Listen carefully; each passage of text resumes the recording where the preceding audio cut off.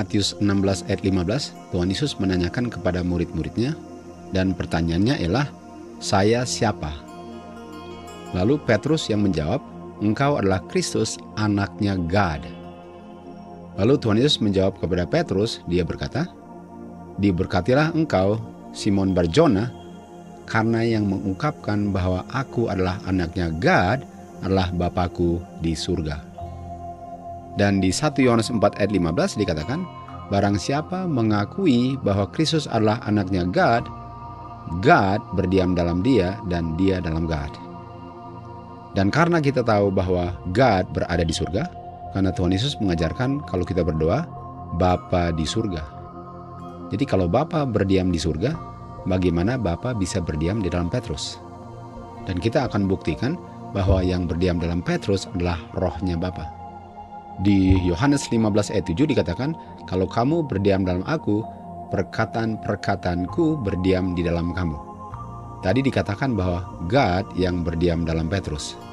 Sekarang dikatakan bahwa perkataan-perkataanku, dan karena yang berbicara adalah Kristus, artinya perkataan-perkataan Kristus berdiam di dalam kamu.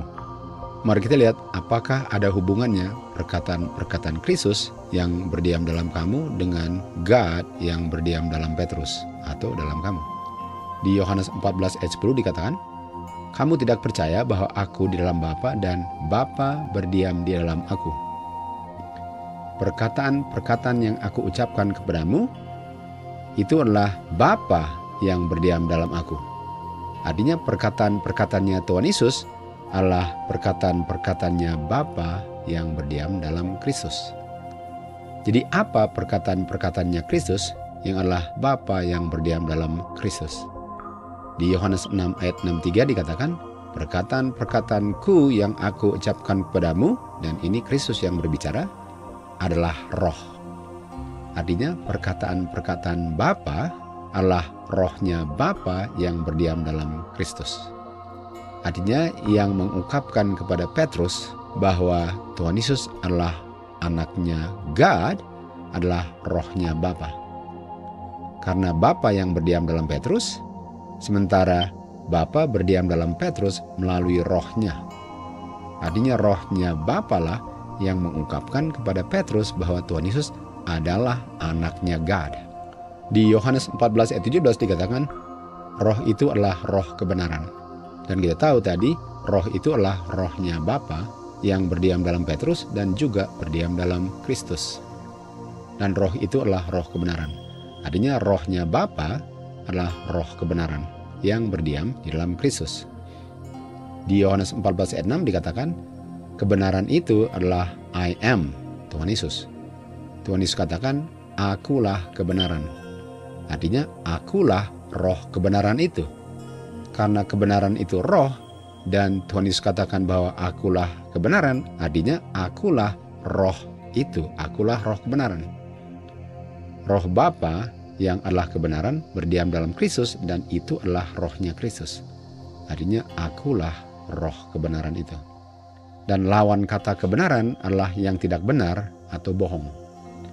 Di Titus 1 ayat 2 dikatakan, God atau Bapa tidak bisa berbohong. God tidak bisa bilang sesuatu yang nggak benar. Karena Bapa adalah kebenaran, roh kebenaran. Nggak ada yang keluar dari mulut Bapa yang tidak benar. Yang dia bilang itulah artinya. Dan roh kebenarannya Bapa lah yang berdiam dalam Petrus, sehingga waktu Petrus katakan bahwa engkau adalah Kristus anaknya God, dan yang mengungkapkan adalah roh kebenaran, artinya itu adalah kebenaran. Bahwa Kristus adalah anaknya God, karena Bapa tidak bisa berbohong.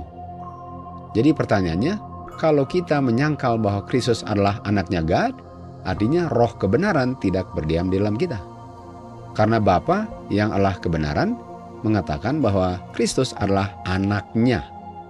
Dia nggak bilang bahwa Kristus berperan sebagai anaknya. Dia nggak bilang bahwa Kristus itu God the Son. Roh kebenaran mengatakan bahwa Kristus adalah the Son of God, bukan God the Son. Artinya ajaran yang mengajarkan bahwa Kristus adalah God the Son asalnya bukan dari Bapa, karena itu tidak benar dan Bapa tidak bisa berbohong. Jadi ajaran yang mengatakan bahwa Kristus adalah God the Son, bukan the Son of God, asalnya dari mana? Di Yohanes 8 ayat 44 dikatakan, iblis adalah pembohong. Di dalam iblis tidak berdiam kebenaran. Artinya di dalam iblis tidak berdiam roh kebenaran. Di dalam iblis tidak berdiam roh Bapa yang adalah roh kebenaran. Sehingga tidak ada yang benar yang berdiam di dalam iblis. Sementara yang benar itulah rohnya Bapa yang mengungkapkan bahwa Tuhan Yesus atau Kristus adalah anaknya God. Artinya karena roh kebenaran atau roh Bapa yang benar tidak berdiam dalam iblis, artinya yang dia bilang bertentangan dengan apa yang Bapa bilang yang diungkapkan oleh Petrus, bahwa Kristus adalah anaknya God. Jadi yang mengajarkan bahwa Kristus bukan anaknya God dan yang mengajarkan bahwa Kristus adalah God the Son, itu rohnya iblis, bukan rohnya Bapa. Dan dikatakan karena tidak ada kebenaran berdiam dalam dia, karena roh Bapa tidak berdiam dalam dia, karena roh Bapa yang berdiam dalam Petrus tidak berdiam dalam dia, sehingga dia akan mengajarkan bahwa Kristus bukan anaknya God. Dan iblis ini adalah pembohong. Sementara Bapa tidak bisa bohong. Artinya yang mengajarkan bahwa Tuhan Yesus bukan anaknya God, bukan God. Yang mengajarkan itu adalah iblis atau setan, bahwa Kristus bukan anaknya God. Jadi kita tahu siapa saja yang mengakui bahwa Kristus adalah anaknya God, roh kebenaran berdiam dalam dia. Siapa saja yang mengakui bahwa Kristus adalah anaknya God, roh Bapa yang adalah roh anak berdiam dalam dia. Tetapi kalau diajarkan bahwa Kristus bukan anaknya God, rohnya iblislah yang mengungkapkan hal itu yang tidak benar. Rohnya iblislah yang berdiam dalam dia, sehingga yang diungkapkan bertentangan dengan apa yang diungkapkan Bapa atau roh kebenaran yang berdiam dalam Petrus.